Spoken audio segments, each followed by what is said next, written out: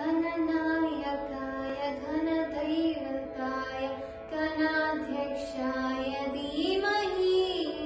गुणशरीराय गुणपण्डिताय गुणेशानाय धीमहि गुणातीताय गुणाधीशाय गुणप्रविष्टाय धीमहि एकदन्ताय वक्रतुण्डाय गौरीतनयाय धीमहि गजेशानाय बालचन्द्राय श्रीगणेशाय धीमहि गानचतुराय गानप्राणाय गानान्तरात्मने गानोत्सुकाय गानमत्ताय गानोत्सुकमनसे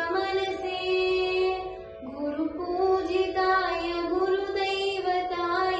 गुरुकुलत्वाय